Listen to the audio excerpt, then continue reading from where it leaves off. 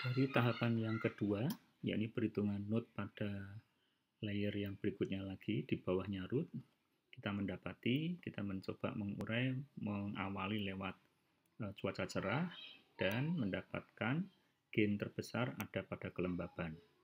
Dampak dari perhitungan ini, kita menghasilkan decision tree seperti yang kita lihat ini.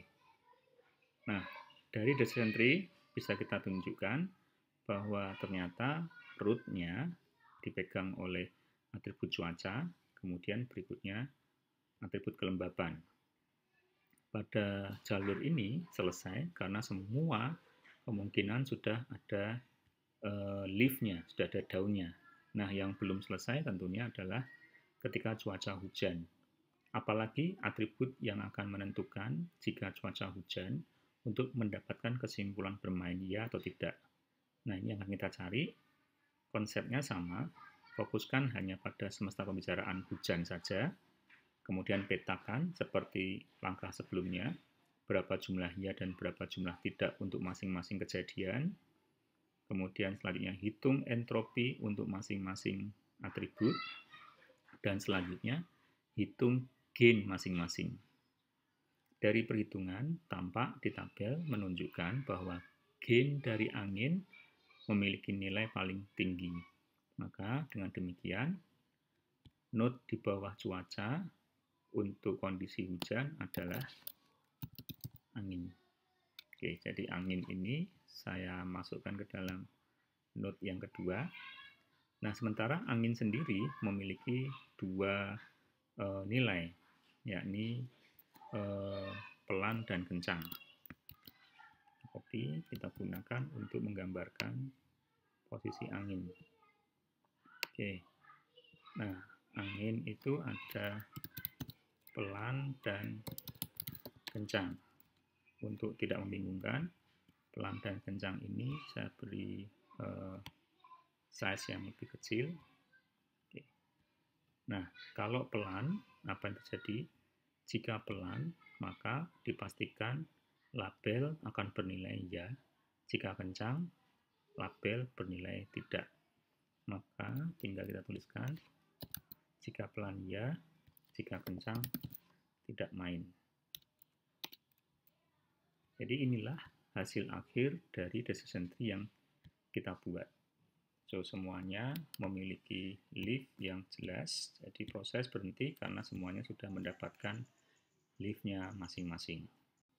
Untuk memeriksa decision tree yang sudah kita buat sesuai atau tidak, maka kita bisa melakukan cross-check dengan data training di soal pertama tadi.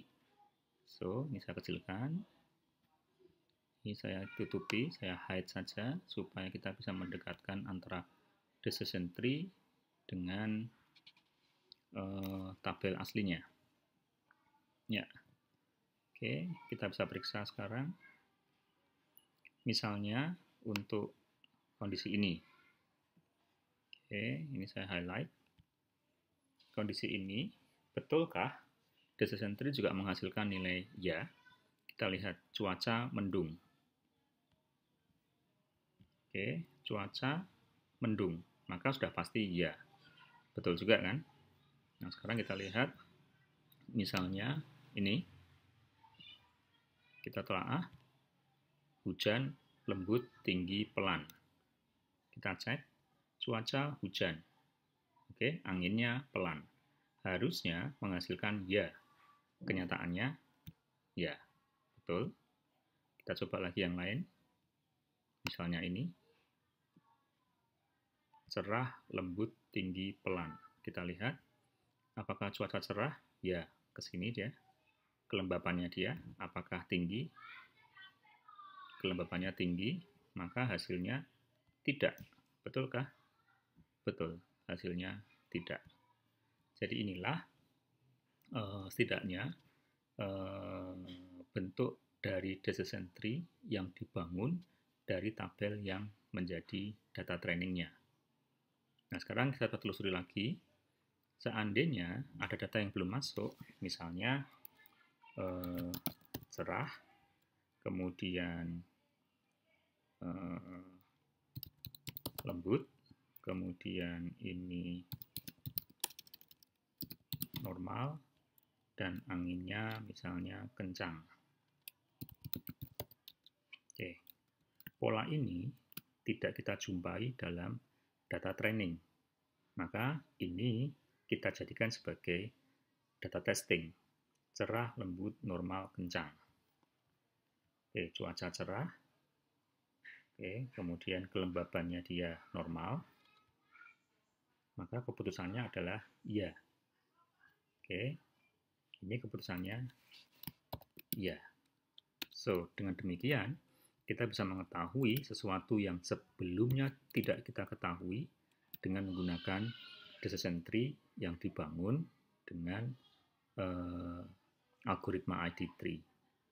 So, kita bisa mendapatkan jawaban ya. Itu mungkin secara umum hasil diskusi kita terkait dengan pengembangan decision tree untuk keperluan klasifikasi menggunakan algoritma ID3.